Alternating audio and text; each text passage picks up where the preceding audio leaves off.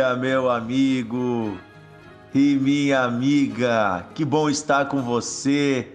Seja bem-vindo, seja muito bem-vindo a mais um Devocional de Fé. Sou o pastor Dionísio Ratzenberger e é muito bom todos os dias conversar com você, meditando juntos aqui, tomando o nosso cafezinho e meditando juntos na palavra de Deus. Eu, inclusive, estou tomando meu cafezinho aqui. Eu tenho um cafezinho preto aqui comigo. Que Deus abençoe seu dia, viu? Que a paz do Senhor esteja sobre a sua vida.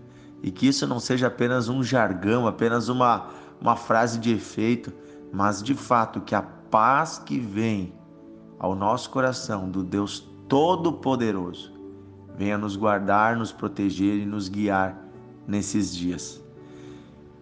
Como transformamos tristeza em alegria?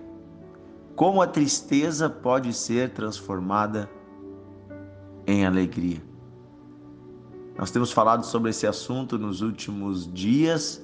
Se você não ouviu as primeiras mensagens dessa série, esta aqui é a quarta mensagem, você pode voltar nos áudios anteriores e ouvir para entender melhor o que nós estamos fazendo aqui. É um estudo na Bíblia a respeito da tristeza e da alegria e de como Deus transforma uma coisa em outra. A nossa base inicial é a seguinte promessa bíblica, Salmos 35. O choro pode durar uma noite, mas a alegria vem pela manhã.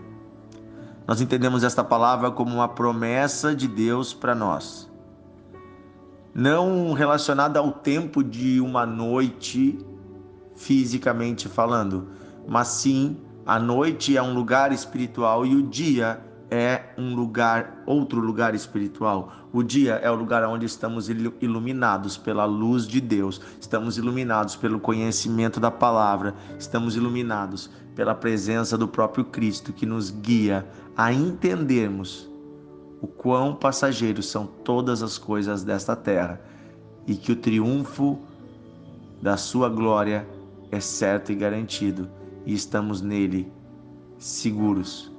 Esta certeza de segurança e proteção é o que vai nos guiar no meio de circunstâncias difíceis, no meio de situações onde parece que não existe saída humana, onde parece que não tem como nós resolvermos por nós mesmos e de fato em nós não existe esperança, mas a esperança está em Deus. E no livro de João, capítulo 11, versículo 35, tem o menor versículo da Bíblia. Um versículo formado apenas por duas palavras, diz assim: Jesus chorou. Olha só, Jesus também chorou. Lá no Getsemane, antes de morrer na cruz, nós vemos que Jesus chorou profundamente. Ele disse: a minha alma está triste até a morte. Olha só, gente, Jesus ficou triste, Jesus passou por tristeza, inclusive Jesus chorou. Por que isso? Porque Jesus, apesar de ser Deus, ele estava em um corpo, em uma existência humana. Então tudo que Jesus passou é aquilo que nós, seres humanos, passamos diante das situações. Aqui em João 11, 35, quando Jesus chora, é pela morte do seu amigo Lázaro. E lá no Getsemane é porque ele tem a revelação no seu coração de tudo que vai lhe acontecer, inclusive a morte na cruz, e a sua alma se angustia, e ele também descobre, já sabia no seu espírito, que os seus amigos todos o abandonariam. Então, é esta tristeza que se apodera de Jesus, uma sensação de abandono, de solidão e o desespero da morte. Porém, nós vemos lá no Getsemane que Jesus toma um último fôlego e ele vai para a oração. E desta oração ele sai dizendo: não seja feita a minha vontade, mas a vontade do Pai. E ele diz: eu vou para a cruz. E ele segue firme e forte, apesar do seu coração estar despedaçado. Ou seja, a tristeza e o choro podem vir, mas nós não podemos parar. E aqui em João 11, quando nós vimos Jesus chorando por seu amigo Lázaro, o fato dele chorar não significa que ele não sabia que Lázaro ressuscitaria. Ele sabia. João 11:11 diz assim: tendo dito estas palavras, prosseguiu explicando a eles: o nosso amigo Lázaro dorme, mas eu vou até lá para despertá-lo. Então Jesus sabia que o amigo dele estava morto e que ele mesmo o ressuscitaria. Porém, quando Jesus vai chorar? Jesus vai chorar quando ele chega na cidade e ele se depara com o choro das irmãs de Lázaro, Marta e Maria. E quando ele vê aquele povo todo chorando e ele vê a dor das suas amigas, ele chora junto.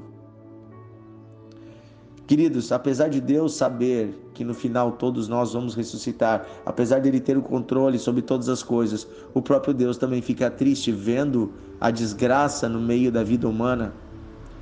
Deus não está apático aos nossos sentimentos, às nossas dores, não. Deus se compadece de nós. Compadecer significa sentir a dor do outro. Porém, eu quero dizer para você que Jesus não ficou parado no choro. Nós não podemos parar na tristeza, ficar parados nela. Ontem nós já falamos um pouco sobre isso. Nós temos que ir para a oração. Nós temos que ir para a presença de Deus. Então, em João 11:38 em diante, olha o que diz depois desse choro. João 11:38. Então, novamente, Jesus se indignou em seu espírito. Olha só, ele transformou aquele choro em uma indignação contra a morte. E, comovido, dirigiu-se ao sepulcro. E era uma gruta na rocha, com uma pedra fechando a entrada. E determinou Jesus: tirem a pedra. Preveniu-lhe Maria, irmã do falecido, dizendo: Senhor, ele já cheira mal, pois já se passaram 4 dias. Jesus, porém, a encorajou, dizendo: eu não te falei que se creres, verás a glória de Deus? Então tiraram a pedra do lugar onde o homem estava morto e estava deitado. E Jesus, levantando seus olhos para os céus, agradeceu. Olha só, já agradeceu antes, dizendo: Pai, eu te dou graças porque tu me ouviste. E eu sei que tu sempre me ouves. Mas disse isso por causa da multidão que está ao meu redor, para que creiam que tu me enviaste. E tendo dito essas palavras, clamou em alta voz: Lázaro, vem para fora. Então o homem que havia morrido saiu da tumba. Aleluia! O homem que havia morrido saiu da tumba, porque Jesus não ficou parado no choro, na comoção, mas ele transformou aquela comoção em ação. Quero dizer hoje para você, meu amigo, minha amiga, Deus pode transformar todas as coisas quando nós nos voltamos a Ele e clamamos àquele que tem todo o poder. Deus pode transformar todas as coisas, inclusive a morte não é algo definitivo para Deus. Por isso que Deus enviou seu Filho Jesus para morrer na cruz, para que todos tenhamos a vida eterna. E eu prometo para você, você só vai morrer uma vez. Aleluia! Se você crer em Cristo, até mesmo a sua morte não é algo definitivo. Você ressuscitará, você viverá eternamente num novo corpo glorificado, a exemplo do próprio Cristo. Aqui Jesus estava com Lázaro mostrando um pouquinho do que Deus pode fazer. E de que Deus pode transformar a tristeza em alegria. E eu imagino essa multidão que estava triste, chorando, agora começa a glorificar a Deus. Aleluia, aleluia, vive aquele que é eterno. Lázaro saiu para fora, Lázaro foi curado, Lázaro foi restaurado. Aleluia, Marta e Maria não mais choravam, agora gritavam de alegria. E a notícia do que Jesus fez nessa cidade chegou a todos os lugares, porque Jesus é o Filho de Deus. É o Rei dos Reis e o Senhor dos Senhores, e nele temos esperança, temos vitória. Amém? Vamos orar. Querido Deus e Pai, pedimos que a tristeza não nos detenha.